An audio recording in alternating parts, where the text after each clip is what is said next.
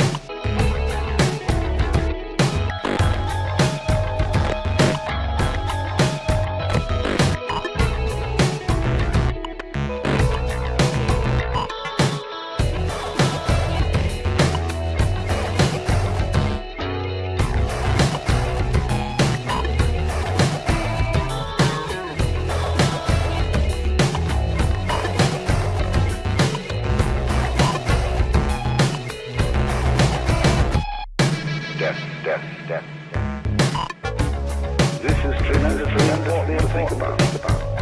Death is swept under the carpet in our culture. In the hospital, they try to keep you alive from utter desperation. They won't nose the mockery. Well, of course, we've made death howl with all kinds of ghouls. We've invented dreadful afterlife. I mean, the Christian version of heaven is as abominable as the Christian version of hell. Nobody wants to be in church forever.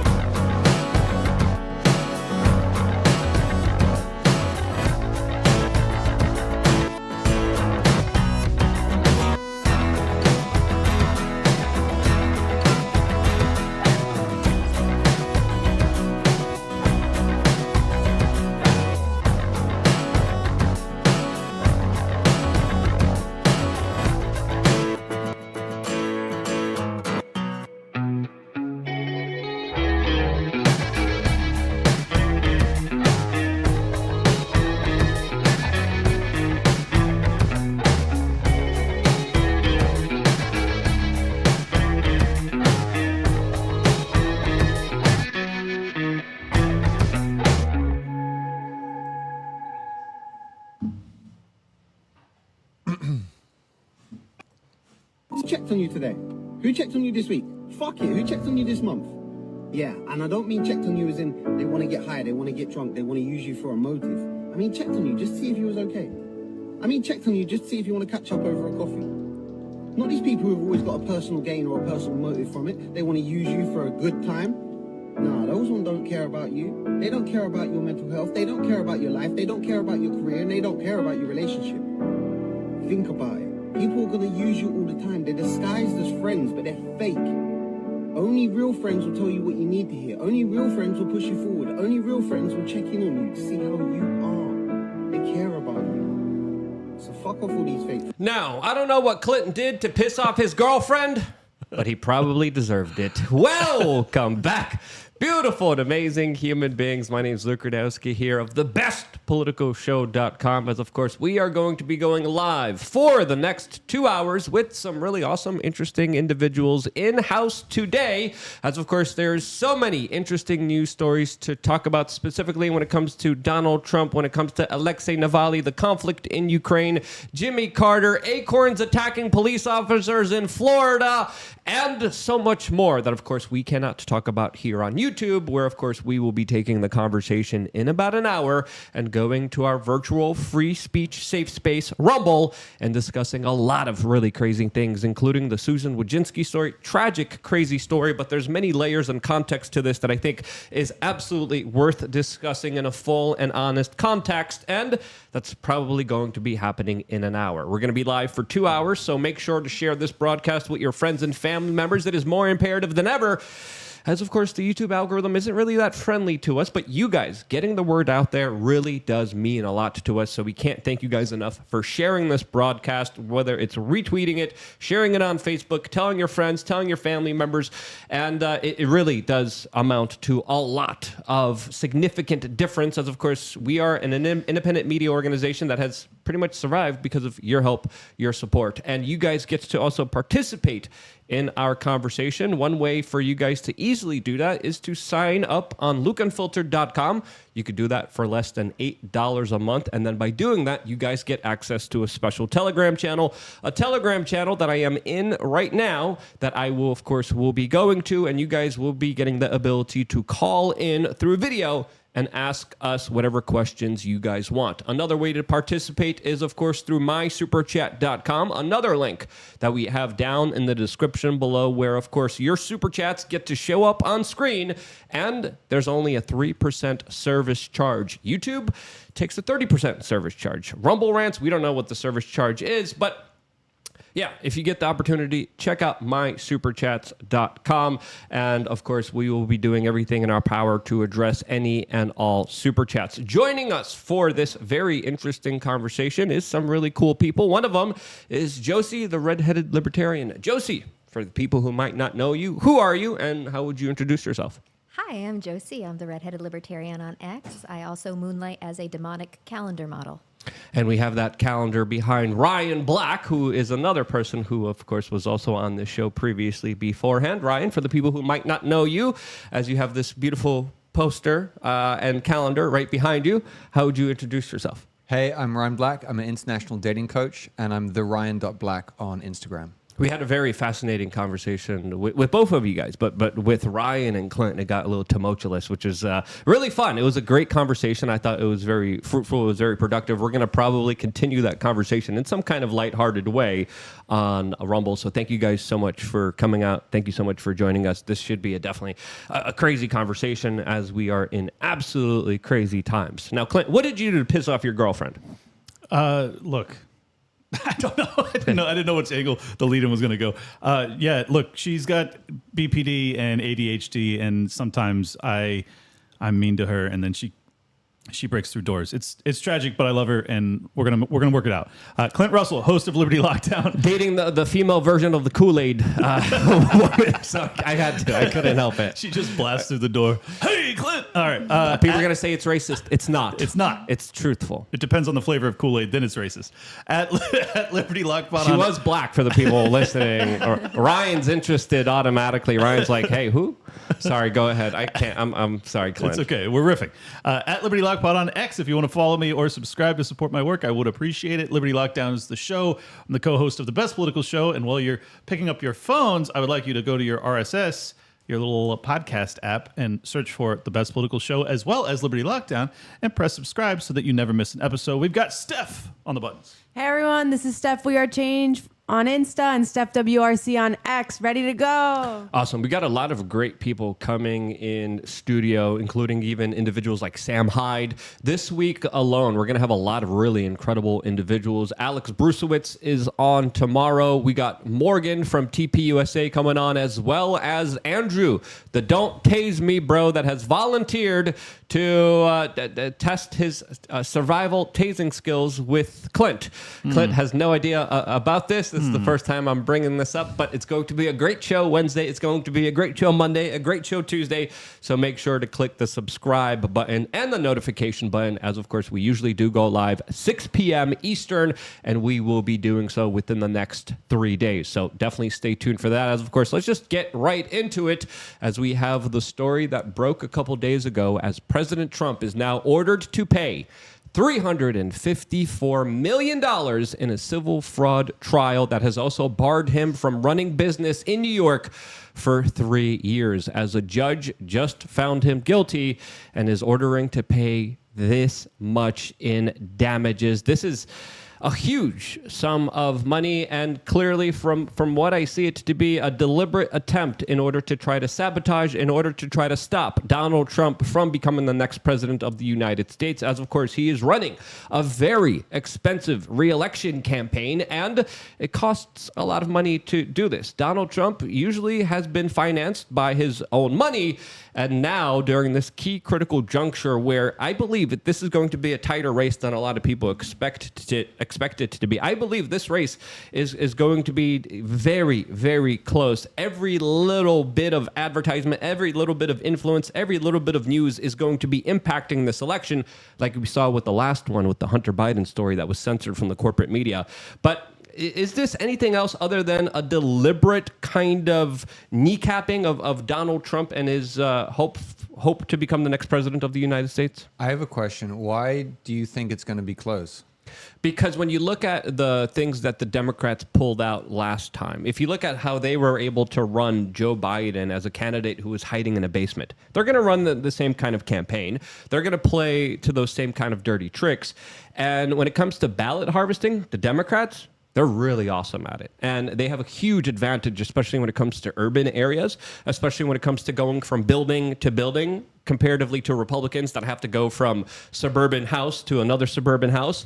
Their ability to garner votes quickly, especially ballots that they're able to harvest in major cities, they're far more superior. You add that to the fact of so many people crowding in cities more than ever, especially when it comes to this larger de-urbanization that's happening in America.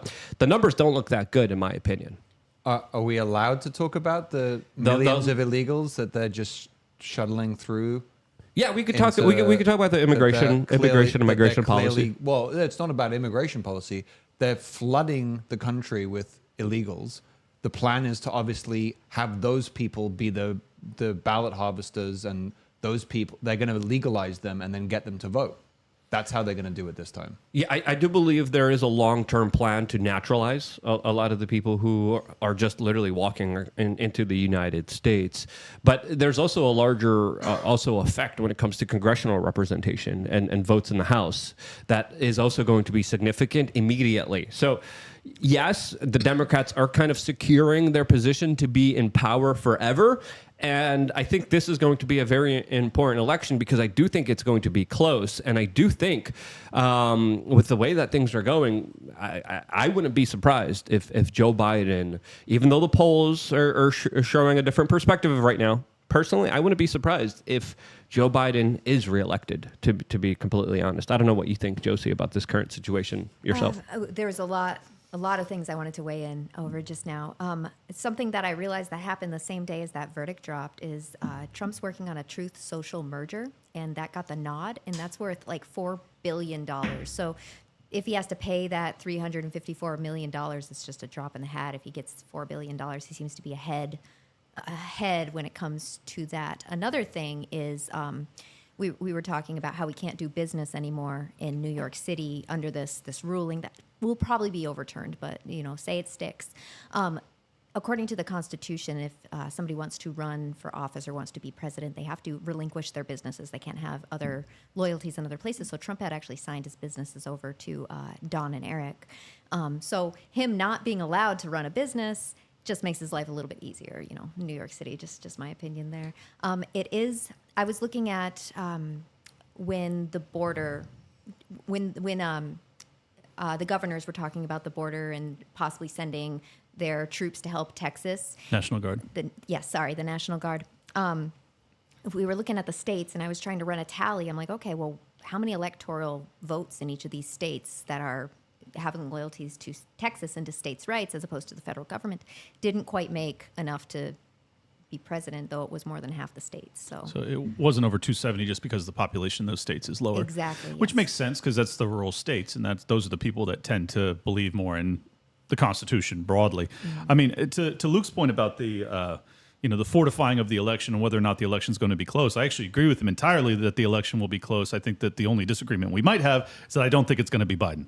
I think that Biden will drop in August, give or take, and they're going to appoint, I don't know if it'll be Newsom or who, but I think they're going to try and slot someone in at the last minute, take all of the baggage, all of the terrible legacy of the Biden administration, dump it onto Biden, and then present, and then obviously focus on all of Trump's pitfalls and all of the BS allegations they've made about him over the years, and then just try and slot in somebody who is, I don't know, pretending to be a moderate, and I think that's their game plan. Like a Big Mike coming in there to kind of shake things up and show everybody how it's done. When you said Gyrate them hips. When you said drop, is that drop out of the race or drop dead? Either or. Yeah, I mean, either's possible, but I honestly think that he will be coerced or voluntarily dropped out based He'll off be of made his, to by his the health. party. I think what's really interesting is that a shift happened recently where now it's okay for like political pundits to actually make fun of him. Yep. Just which a week ago. before it was literally not. It was just not permissible. I mean, just a few days ago, this is something important that you brought up. The New York Times editorial board and Hillary Clinton, at the same time, almost as if it was coordinated, which I think it was, came out and attacked Joe Biden and said that he's too old to become the next president of the United States. Those are two major, big establishment figures that do have a lot of power, do have a lot of influence. So I agree with you guys, but I still think, why not shock and surprise everyone? You're probably more right, Clint. But with the way that things are going, screw it. They're just going to do another puppet version of Biden, roll him out on a stretcher, being like, yeah, whatever. What are you going to do about it? And they're very brazen. Sorry, Josie, go ahead. Okay. To Clint's point about him dropping out, dropping down, dropping dead, whatever, in August, they could slot Kamala in as the president, kind of make her the incumbent. And that's going to make people be like, whoa, whoa, whoa. We all know we don't want Kamala. And then they're coming out as a Kamala challenger as opposed to a Joe Biden challenger. And I believe Kamala could have 2 consecutive terms if she were the incumbent at the end of the presidency. She could keep going, I'm pretty sure. Yeah, I'm sure that is true. But the issue is that it's not possible for there to be a race. We're past all the primaries in August. So it's going to be decided by the DNC. And I think that they're going to go with someone that they think can win. I think that they recognize Kamala cannot. To Ryan's question about why will it be close, I think it primarily will not be close because I don't believe at all that the GOP is actually interested in harnessing power. I think that they are very comfortable being in the loser controlled opposition seat. And this is why, in my estimation, the Democrats are so good at ballot harvesting, whereas the GOP has apparently not learned anything from 2020, and they seem to have not reoriented their strategy whatsoever. If you look at the poll numbers, they're very interesting. And again, polls are very deceiving. Back in 2016, they told us that Hillary Clinton was definitely going to be the president of the United States. She wasn't, and she, of course, failed. But if you look at the polls now that are coming out, and again, I don't like to take polls too seriously, but let's just play around with some of them. As of course, The Hill is reporting that Biden is performing better against Trump than Kamala Harris. This is according to a Newsom poll. That's how bad Kamala Harris' personality is. That essentially a corpse, a skeleton-like figure, a puppet that is barely there, does better than she does. There's also an InsiderNewJersey.com article highlighting how Trump is beating out Biden just 45% to 44%. Again, very close margins here, and I do believe the elections is going to be a lot closer than a lot of people expect it to be, and there probably will be some kind of October surprise, but again, I think one of the biggest surprises that would happen is keeping Biden in there and saying, screw it. Why not? Like, you're expecting something crazy.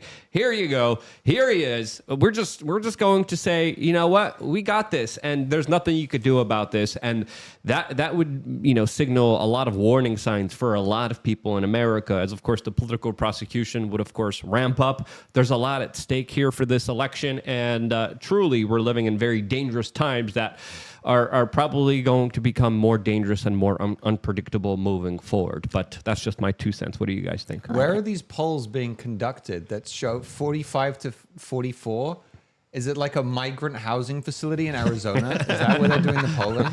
Is it done predominantly in Spanish? And is the question that I think a lot of people are asking themselves, as I have the poll here lined up from InsiderNJ.com showing an Emerson poll. Again, Trump 45%, Biden 44% from a national survey. A lot of these surveys are usually done through phone calls. They're usually they're individuals who are called and asked if they want to participate in a poll. To people with landlines, usually. Yes.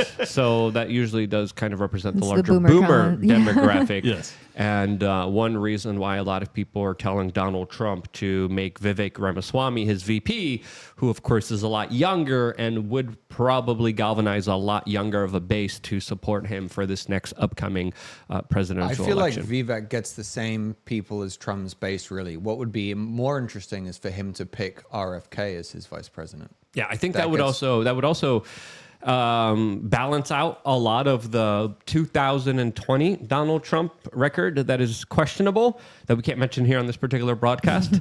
But it would also galvanize a lot of people who don't like the establishment, and a lot of people don't like the establishment. And I think what Trump is doing, I think he's just waiting to find out what Biden is going to be doing, because I think just like a lot of you guys expect him not to be there, he expects him not to be there as well. And if they're going to be running someone like a Mike or someone like that guy from that horror film from Los Angeles with the slick back hair, there's going to be different strategies to beat out those different candidates that pop up last minute. And this is why I think Trump is going to announce kind of last minute who the VP is going to be, because then they're going to look at the larger kind of projections, the larger kind of battles and key states, and who does better against who. So I think it's going to be still a very long time until we find out who his VP is going to be. Everybody knows that Biden is not the one pulling the strings. We know that there's some other greater someone else pulling the strings, some other group of people pulling the strings. So they really have nothing to lose. They've already run the country for the last 4 years doing it themselves. They have nothing to lose running him unless he drops dead. That's really their only risk. Or he says something in public that is just so horrifying that even the media can't cover it up, which he is now in that deteriorating phase of mental acuity where you're like, this dude could say anything at any time. Yep. So I think that's the only risk. But I don't actually disagree that it's possible if he can maintain even this base level of mental faculties, that they might try and drag him across the finish line. But I still think that they're probably going to try and swap him. We see him sunsetting quite a bit now, more than they can. Sunsetting is a time for people who have dementia where as it gets later in the day, they start getting irritable and kind of losing their patience. And that's why they kind of... I don't know what you're talking about, Jack. I'm doing just fine. Call a lid on things at 1 p.m, because he does best first thing in the morning. I want to see Jimmy Carter run. I want to see Jimmy Carter 2024. That's the joke that I made on Twitter today, of course, as of course the New York Post is reporting that he is 99 years old and he has just marked 1 year in hospice care. Yes, I was going to say that. And hey, if Biden could do it, Jimmy Carter could do it too, right? He's a one-term president. Why not? Exactly. Exactly. My mom actually works in hospice. For him to have lasted a year in hospice is pretty remarkable, especially at 99 years old. So shout out to Jimmy Carter. I do want to point out real quick, the lineup that I would like to see, even though I'm running under the VP banner, what I would like to see Trump do is go with RFK Jr. as VP. I think that, as Luke pointed out, that obviously helps with many of his pitfalls in his first go-around. And then I think Vivek as AG or some higher level to help with going after the deep state. I think that lineup would be kind of like, it hits all of the dissident angles and really portrays him as more of an outsider than what he did with Mike Pence. And now one other point I wanted to make is that we've all wondered, given his enormous reach and the enormous audience that he has on Twitter, aka X, why is he not tweeting? Well, I think Josie just answered that. His stake in Truth is now worth $4 billion. He's facing this incredible persecution that is also now robbing him of hundreds of millions of dollars. I think that's why he has dedicated himself to Truth, because he needs that stake to be as valuable as possible. And I think probably 4 to 5 months before the election, he will hit Twitter full speed and try and take the election. I hope so. I mean, his participation in Twitter would also help Truth Social. Him starting the conversation, him tweeting saying, hey, this is 140 characters here. I'm going to continue the rest on Truth Social. Right. Would have been an excellent ploy that is even, from my understanding, allowed in his contract. So a lot of people are saying he can't be on Twitter because he has an exclusive contract. Yeah, but I believe his contract also states that he could do messages once they're first on Truth Social. So he's missing a huge opportunity, as of course Twitter is becoming a major kind of force in this political sphere that can't be underestimated. If you look at that Putin Tucker Carlson interview, it wouldn't have gone anywhere if it wasn't for Elon Musk owning Twitter. That video went mega viral on Twitter. When you look at Facebook, it barely got any attention at all. Why? Well, there's news reports of the White House literally calling up to Facebook and saying, yeah, you guys aren't going to play this for people. You guys are going to make sure that this is downranked in the algorithm. And that's exactly what happened here. Is the video on Facebook got very, very significant low views comparatively to all the other social media platforms that actually allowed free speech. And if you look at the impact of that, Tucker, even though there's a lot we could say about that particular interview, some people loved it, some people hated it. I'm kind of like in the middle there. But when you look at social media, this is where you reach people. A lot of people that are not Trump supporters are not on Truth Social. They are on Twitter. This is where you got to make the argument. This is where you have to have the conversations. And sadly, he's not a part of those conversations. 204 million impressions for the Tucker Putin interview on X. And how many on Facebook?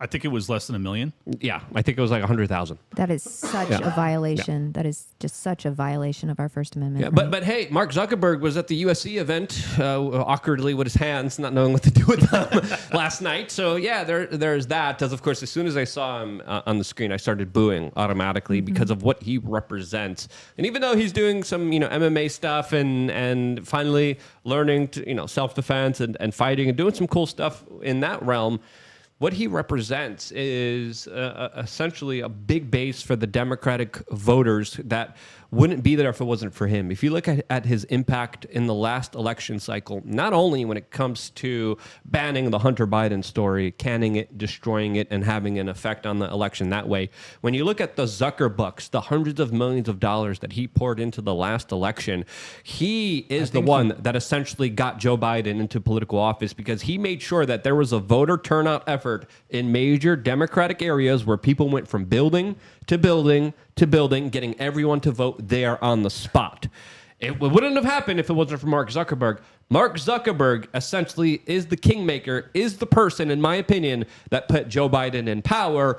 And I'm looking at what he's going to be doing this election cycle because it's probably going to be the same as, of course, Facebook is just taking direct orders from the feds and saying, yeah, we'll ban stories. Don't worry about it. No problem. I think he paid something like $500 million. Yep, I think it was like $600 million as well. Protect the last election. He had to fortify it, baby. I'm going to look up the right numbers to fortify it. Yep. Amazing Orwellian doublespeak. Yeah. I want to jump back real quick to potential vice president for Trump. It would have to be somebody who is loyal to a fault to him, because they are the president of the Senate. So they are honestly one of the most powerful people in government. We really overlook that. They are kind of a crossover between legislative and the executive branch. Especially with how close the Senate is. Exactly. Yes. So this is the article here by, I'm sorry, Josie, just really quick. I was just able to find it for full context. Mark Zuckerberg spent $419 million on nonprofits ahead of 2020 election and got out the Dem vote.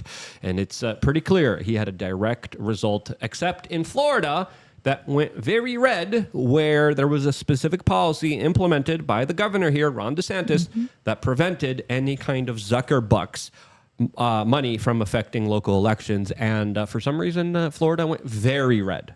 I don't think it's a coincidence that happened. That's funny. Sorry, Josie, go ahead. You were finishing your point. I cut you off.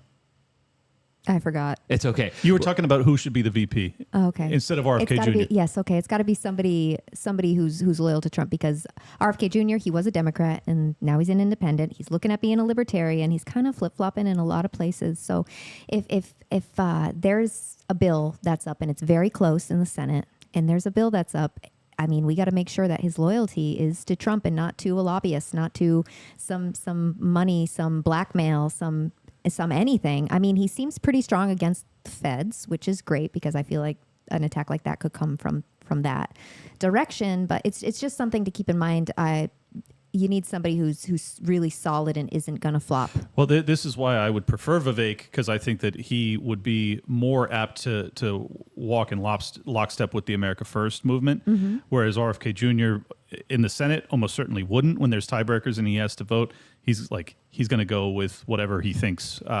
So I think that Vivek would be the better option. The reason I say RFK for VP is because I think that the CIA, FBI entities really are afraid of him. And I think that would be a great defensive mechanism for Trump in the position that he's in. But I feel like Vivek kind of serves that role too. So I don't know. You want someone crazier than Trump. Yes. You want the Democrats and the CIA to be like, well, if we take out Trump, They could we manipulate. gotta get this guy in there afterwards. Yeah, it has to be someone more crazy, and that's the way that Trump has to see it. Because if Trump doesn't see it that way, and he does a neocon or an insider, he's falling for a trap that, of course, he's going to be paying the ultimate price for. Trump, call me. I'll be VP for you, brother. I got you. The way that they could get around if RFK, so they need a bulletproof vest, which we were talking about in Iowa, actually a bulletproof vest.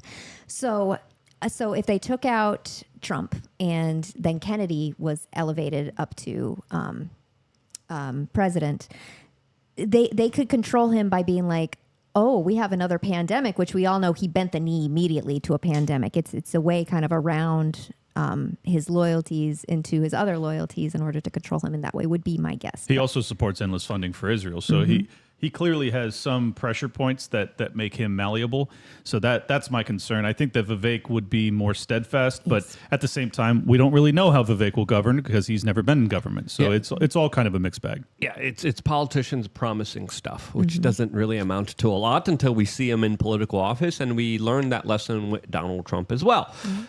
We probably will also learn that lesson with Vivek, and there's a lot of really interesting things happening within the RFK campaign, as there's a lot of kind of insiders there that are fighting, battling it out, jumping ship. So there's a lot of drama there that a lot of people are still failing to kind of understand the larger significance of, as of course the dust is still everywhere.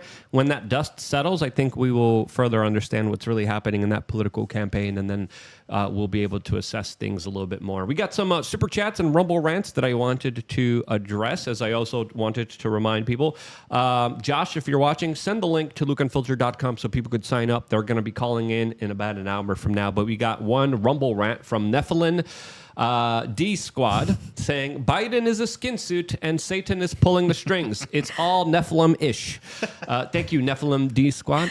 Great, insightful Rumble rant. I appreciate guest of the that. show. Shout out to Top and Raven. Yeah, they're welcome to come back anytime to talk about the weird spiritual stuff. We had like 8,000 viewers with them on, so I know, man. we should wild. definitely continue that kind of weird, interesting conversation that I love to have. We have another super chat here on YouTube from Red Viking saying seed oil free 30 days.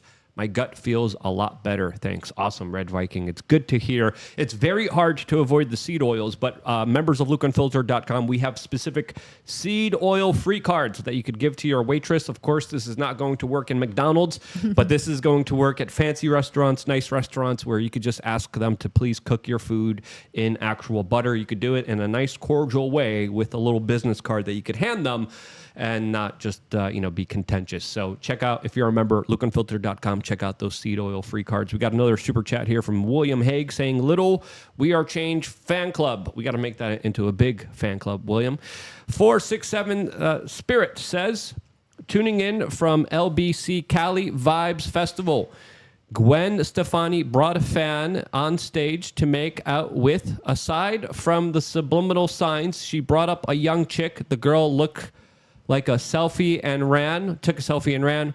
She gave off manipulative vibes. She's married. There's a 40-second clip in the Telegram if you want to play it. I don't know if I want to be playing that.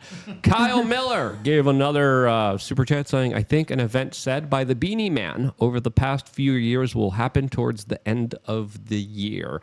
Possible. I want to leave that question to our people in studio here. Do you think the Beanie Man is right? And do you think there's going to be an incident that he's been talking about at the end of this year? I think everyone knows what we're talking about here. October As surprise? of course, in Charlotte, there was already riots. In The Hague, there was riots. All from ethnic African tribes fighting each other. Very interestingly. Eritrean. Yep. What do you guys think of Kyle's comments here about the Beanie Man and his kind of projections for this year? I think the only way it goes that route is if Trump is actually removed from the ballot and imprisoned. I think that would be enough to trigger to his supporter base that like, oh, Democratic options are off the table. I don't think they're going to go that route. I pray they won't. I pray they won't utilize violence against Trump as well. There's obviously variables that could spark a lot of craziness, but I tend to believe that as docile as we were in 2020, the American people are still largely in pursuit of peace, and they do not want to go that route. That's not to say that it can't happen, but I think it's unlikely. But at least, hey, now Trump has, he's in the sneaker game. So at least he has that going for him now, as of course we have this latest article by the New York Post that he is now an official sneaker dealer and he's selling $399 sneakers. That some of them don't look that good. Some of them do look that good. But this is, of course, on the heels of him being charged, of him trying to raise a lot of money for his reelection campaign. Are the sneakers going to be enough to help him in this upcoming presidential election? Well, there's a limited amount of them. I still want to know where they're made. The gold ones, not to my liking, to be quite honest. The white ones don't look too bad. But personally, I don't think I will be wearing those sneakers. Clint, will you? I'd rock the gold Trumps, bro. Hell yeah. See me on the court mixing it up. Look, I wanted to, they look pretty cool. I don't know. They look ridiculous. But I wanted to go back briefly to the case against Trump in New York, because I think it's important for people to understand. And I actually have some expertise in this arena, so I'd like to highlight that so people understand what transpired. When you are borrowing money at that scale, you're always going to be asked by the bank to report the value of your assets. But in that report, there's a disclaimer that says, you don't need to trust any of my claims. You are the mortgage. This is what my job was to actually go through the loan application and to prove out the claims as to the value of these assets. So in there, Trump's team, including a disclosure saying, do not rely on my own estimates. It's the bank's job to confirm. He performed on that loan. The bank had no complaint. They brought no complaint. This was strictly brought by the state of New York and this prosecutor who had ran for office based off of her desire to persecute Trump and prosecute him. So it was a political hit job through and through. The bank itself had no concerns or issues with the valuation of that property. And this is why I think that this is a real shot across the bow when it comes to property rights in America, in that this is the bank's capital, and this is Trump's capital. You have two private parties that are coming to terms on a loan agreement. No one was harmed. No one was upset about the transaction whatsoever. But you have this overlord in this prosecutor and the state of New York that just comes in and hits him with the $360 million fine. It is completely counter to what American law is supposed to be about in jurisprudence. It's a tragedy. And this is coming from someone who is not a Trump supporter. It's just obviously a political hit job. And if you're being honest with yourself, you should be able to see that. The Babylon Bee has a very interesting article. Steph, let's put up the article that reads, Trump dominates NBA dunk contest thanks to new sneakers. There's a photo of him just slam dunking. Oh, they never miss. Again, I'm not a fan of the gold ones. The white ones don't look too bad, especially if you're a Trump supporter. Bonus 45, dude. Those are sick. Yeah, they don't look too bad. They look like a little bit like those Adidas Ultra Boosts, and they're not bad. What about you guys? Are you guys going to be rocking the Trumps? I would wear the hell out of those. Well, now that Trump has a lot of street cred, since they're trying to imprison him for 750 years, it makes sense that he's in the sneaker game. What's next? Hennessy? What are you going to be doing next, Donald Trump? Do-rags? The Donald Trump red 45 do-rags. Yo. We should do that right now. He's already been in rap videos. If there's and stuff. anyone who knows how to produce do-rags, Yo. please we will wear them. Ryan will wear them on the show too. 100%. Donald Trump should have a malt liquor deal. He should do a partnership with Steel Reserve and say, down with the Federal Reserve, Steel Reserve. Come on. All this writes itself. Just go straight for the hood. This would be beautiful. I want a Sean Strickland do-rag that says Budweiser on it. I want a Donald Trump red hat do-rag. Listen, there's so many endless possibilities. If you're a do-rag producer, please reach out to us professionally, and we will continue the conversation there. But what kind of products do you think Trump should get into next there? Well, on a slightly more serious note, like all the sneakers. This has all been serious. How dare you? All the sneakers in the world won't help if we don't fix actual election integrity. If we don't stop the Democrats from stealing at this again, then like no amount of money will. Like, what are we actually going to do about this?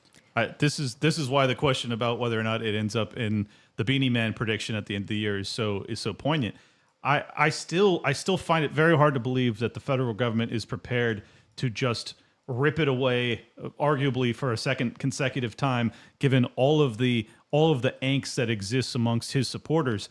But they haven't shown any inclination to relent from this path. So I think it's a possibility. I believe there were 7 states that they targeted at the end that all went and changed their policies at the last minute, unconstitutionally for their own constitutions, State constitution. Yep, state constitutions. So we have to look at those 7 states and say, well, did they fix those problems or not? Because if they didn't fix those problems, we're going to get the same result that we did last time. I think one of them was Georgia. One of them was Georgia, but I think Georgia actually went back and fixed the problems. But Wisconsin, Minnesota. Well, this was the problem with so many of the lawsuits being thrown out based off of standing, is that, like, regardless of whether or not you think the 2020 election was legit, it's still very important that the American people believe that it is. And as of now, you have the Democrats who are convinced that the 2016 election was stolen by Russian influence. You have the Trump supporters who believe that it was stolen from big tech, which clearly they're right about the big tech one, but they're also convinced about the election day too. It's like, well, neither side believes in these election outcomes anymore, and we're fast approaching 10 months away from another alleged change of power. And half of the country believes that Trump's a fascist that would never leave office, even though he did. Sorry, we're not on Rumble yet. So I think this is a real clash. It's like a clash of civilizations, and you also have people that believe in property rights versus those that don't, believe in gun rights versus those that don't, believe in free speech versus those that don't, believe in war, defending Ukraine, Israel. Like the list is limitless at this point. If you look at what happened in the midterm elections in 2022, that was a big shock and a big surprise to a lot of Republicans who were like, whoa, we really didn't do that well. Where's the wave? We were expecting to do a lot better than we did, and there was a lot of criticism on Donald Trump for endorsing some people that didn't do well. But I don't think it was all Trump's fault. I think people really do not understand just how many Democrats there are, just how many. We live in an echo chamber. We live in a bubble where we only kind of hear each other. And that's why hearing a kind of opposition voice, this is why a lot of people on the left get very triggered by it, because they're not used to it. They're not used to having these kind of frank, honest discussions. But I think a portion of the right-wing media doesn't as well. They don't understand or try to comprehend or try to even reach out, because the algorithms are built in such a way where we will never talk to each other. We will never understand each other. But people are being emotionally manipulated to believe one thing. And that emotional manipulation is only going to ramp up from here. And third-party candidates are going to be doing a lot worse off, especially the closer the election gets, especially the more polarized Americans will get. And I'm praying that we don't get polarized to the point of violence, because then it's game over. And I think there could even be a situation where the system wants it to get to that particular place.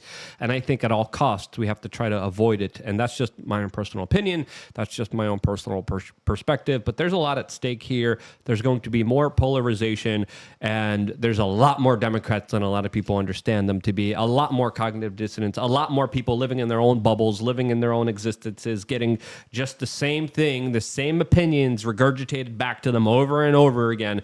And this is why we try to get people from the left on the show. We try to have as earnest and as honest observation and conversations about this when it comes to Trump, when it comes to politics, and not just kind of patting ourselves on the back, repeating the old kind of talking points that you hear on so many other podcasts. So we do our best to do that. I think we could do better. And your conversations, your super chats help us do this. But that's the way that I see kind of things unfolding. Major polarization, big surprise. Biden's in. That's a freaking surprise. And that's how I just see kind of unfolding. Do you guys agree or kind of disagree? I want to disagree with one thing you said, which is, yes, there's echo chambers, but I think that the media fundamentally does this job where they make it seem like this radical leftist agenda is like normal, and like tons of people, roughly 50% of people believe that, and roughly 50% of people are like more right. And I just don't think that's true at all. I think that there's way more people who are like center and right, and a tiny minority of people on the very radical left. Like, just one example: how many people are going to Trump rallies wearing MAGA hats?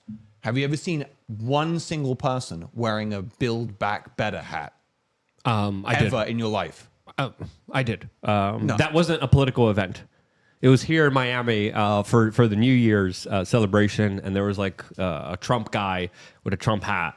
And he was there saying, "Yeah, go Trump." No, but he was asking about Build Back Better, like a Biden supporter in the wild. Oh, Build Like Back a Better. Sorry, I blue- thought you said a Trump. No, supporter. there's Sorry, tons excuse of me. people wearing Yeah. fucking MAGA hats. Sorry, but there's no Fudging nobody. MAGA hats. There's nobody on the other side of the equation wearing the equivalent thing. There's no Have you ever seen a Biden supporter walking around? I've seen bumper stickers, but that's about it. There's basically zero passion.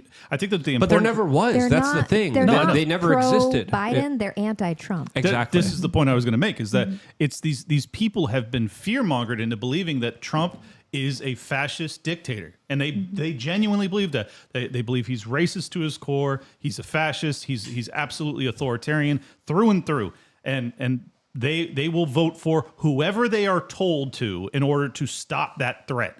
And that's a huge percentage of this country. I agree with you. The vast majority of people are somewhere in the middle, and those that are truly the loony progressive wing is probably 10 or 15% of the population. But that doesn't matter, because the vast majority are still listening to the corporate media that tells them that Trump is existentially endangering them. Yeah, they're not voting for Biden. They're voting against Trump.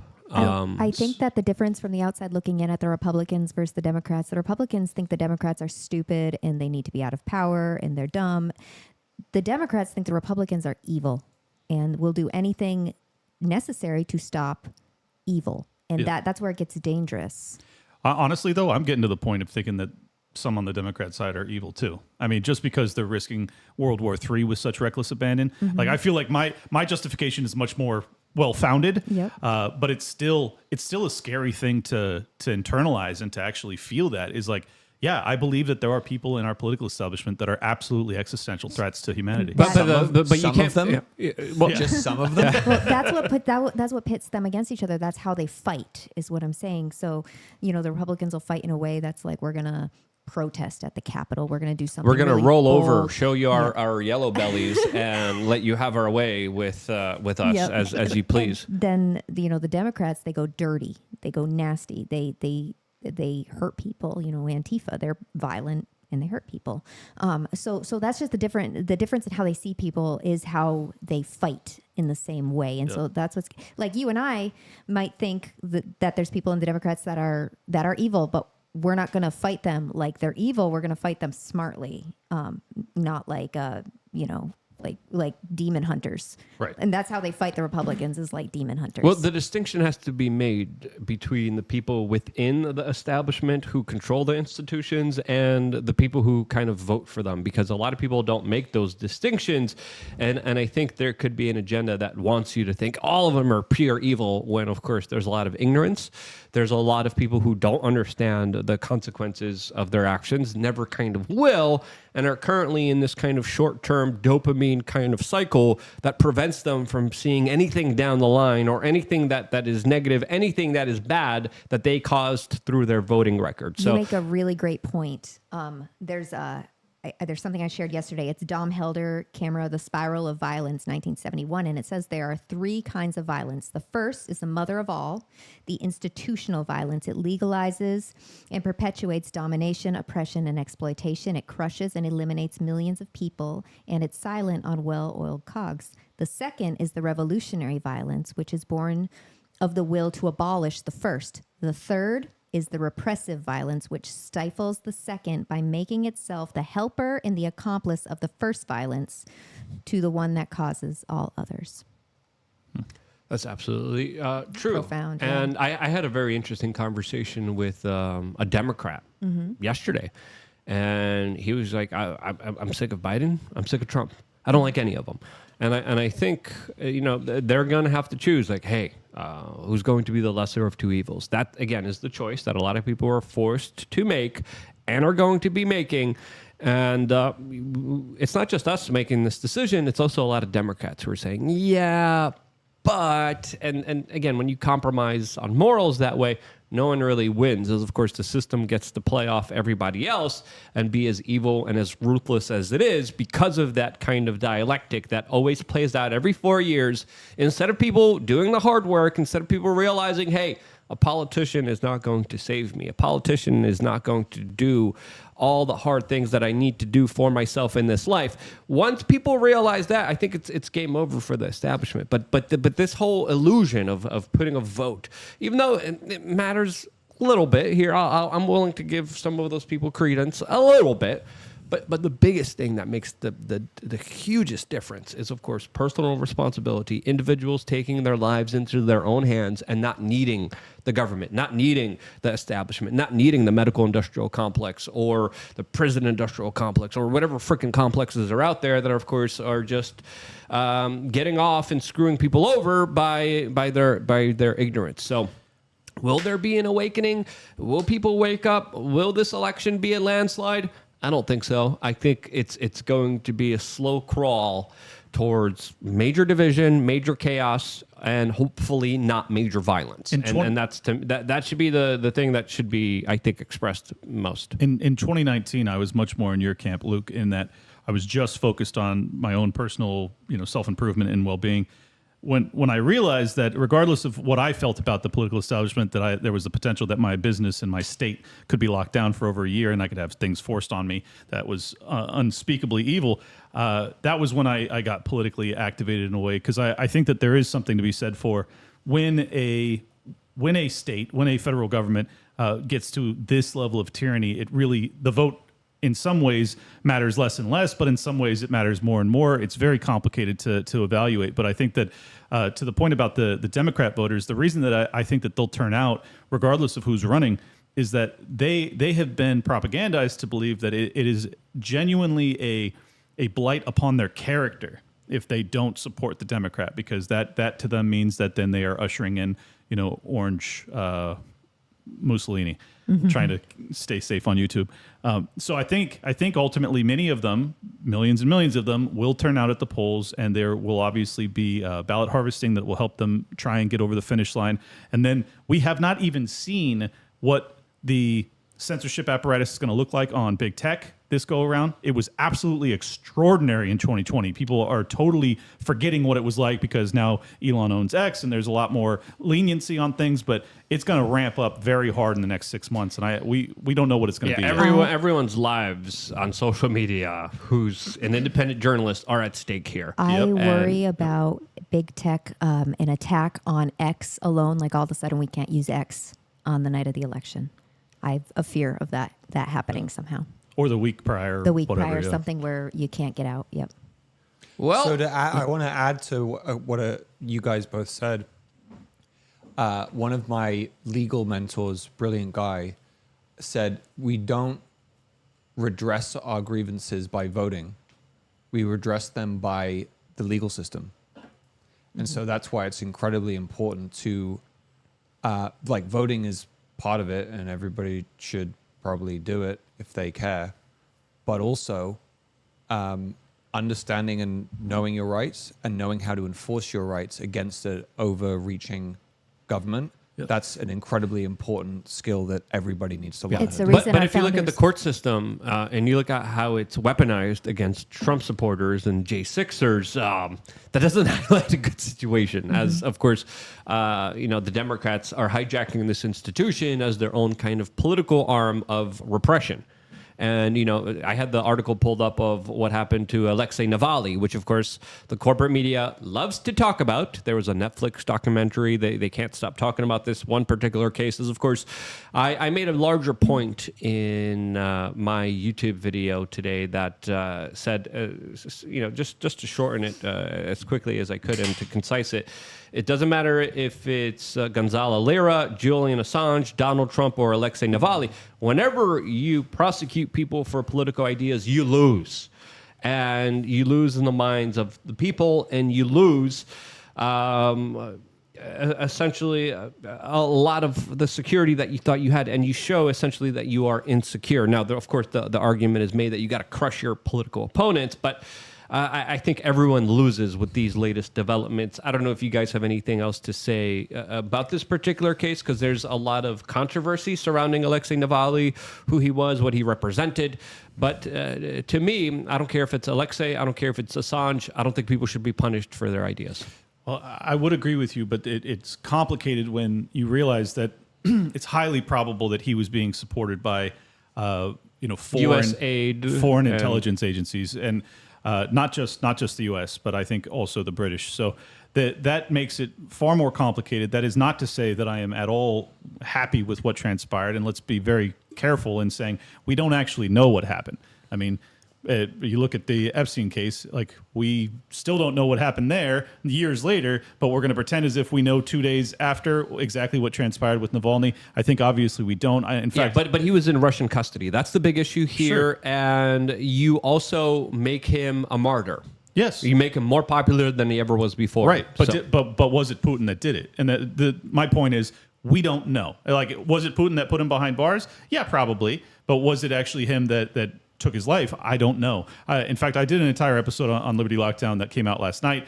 I'd give a 40-minute breakdown of a lot of the history with this, because I know most people haven't paid close attention to this, but it's a fascinating case because he was a political opposition leader in a foreign land that the American people were hammered with some of the highest level documentaries I've ever seen in my life, from PBS to HBO to Netflix down the line, just really deifying this man, despite the fact that his rhetoric reminds me a lot of Donald Trump, which should make him an enemy of the American Democratic voter. There's videos of him marching in like extreme right-wing Yes. factions of things that we can't even mention here on YouTube. Exactly. Sorry, go ahead, Clint. Yeah, I mean, this is the point, though, is that despite the fact that he was, totally nativistic, totally against the Muslim community in Russia, and would be reminiscent to a Democrat voter if you could actually understand what he was saying during these speeches in Russia, they were told that he was this heroic opposition figure to this fascistic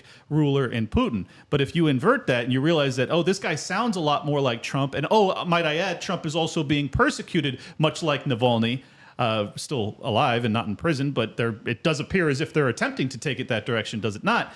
And you have all of these political apparatus in America that are deifying Navalny while demonizing Trump, even though the corollary ought to be there that they're more similar than not. So I just think it's a very interesting case that people really need to dig deep in before they come to a hard conclusion, and I attempted to do so on my show. But if you're like Donald Trump, right, and you're looking at what happened to Navalny, and then you're looking at what happened to Epstein, you're like, these people are trying to put me in jail for 750 years. What do you think is going through his mind? What's going to be happening to him in jail? As of Absolutely. course, the same thing happened to Jean-Luc Bernet. So again, lots at stake here.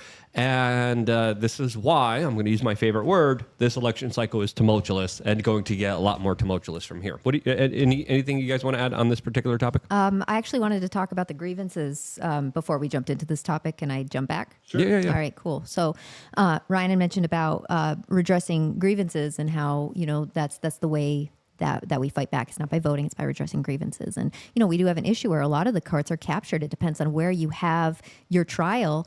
Or where you go to fight something, whether or not you're going to get a fair trial, because everybody is so polarized right now, whether it is these dirty justices and Soros-funded DAs or just the people, your jury. You're not getting a jury of your peers. I mean, D.C. and New York, you think you're getting a fair trial? Of course not. And I mean, I brought this up a few times just in the past that when John Adams represented the Redcoats, they got a fair trial. They had a jury. There were 8 of them up for murder, and he got 6 of them off, and 2 of them branded with a manslaughter brand on their hand instead of being hung. So even pre-Revolutionary War, we're talking 1770, after the death of Chris Cedar, where there's a riot that happens and 5 people die and everybody's mad in Massachusetts, and yet these redcoats still get a fair trial. Like, we are more polarized now than we are then. But the Declaration of Independence is a list of 27 of the grievances, and since the 13th grievance is that King George in Parliament didn't listen to the people. They represented themselves, so they didn't have any representation, and they weren't able to redress their grievances. That's why the right to redress your grievances is in the First Amendment. It is that important to the founders that we had this right to redress our grievances. So the way that we do that, we have to go through our AGs, like we see Ken Paxton, for instance. He has an 80% win rate against the Biden regime, 80%, because the balance of power, the states' rights versus the federal rights, means that your AGs can fight the federal government. And so if you want to fight the federal government and redress your grievances, you get in a state that represents your values and, bring it up with your AG. But you got to have a courageous AG like Paxton. Mm-hmm. Most AGs are not, unfortunately, and this was the angle that Soros took in implanting all of these AGs that did away with property rights and any sort of legitimate jurisprudence. So I agree with you, though. It's vitally important. Yes. So that's how you fight. That's how you redress. And our options are getting less and less because of the Soros-funded DAs, which, we're both very familiar with. So that's how you do it. And you can do it better probably in Texas. You could do it good in Florida. You can do it in South Dakota, but there's a lot of places you can't anymore. All right, we got some super chats before we transition off to Rumble. One from Red Viking saying, Redhead looks hotter than Iowa.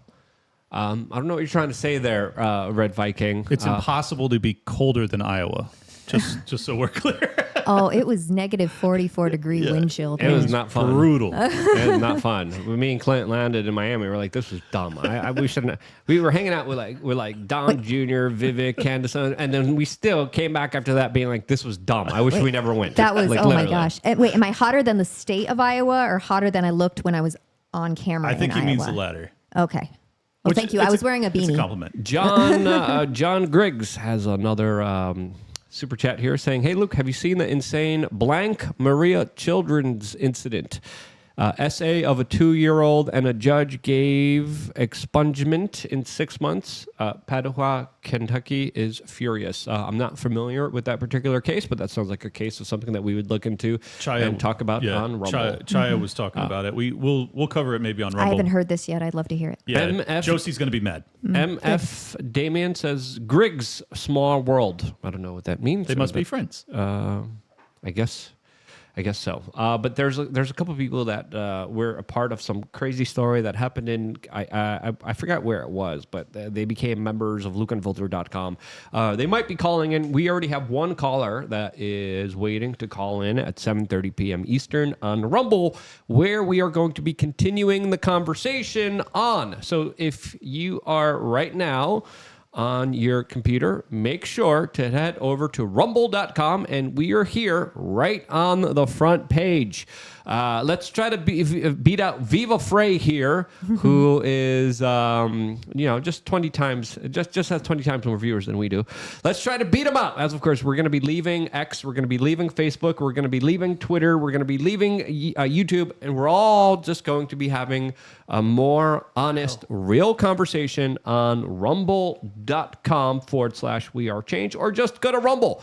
And we are here on the front page. You scroll down a little bit past the Barstool Sports, past the live categories, past the continue watching, and go to picks. And we are here second on picks.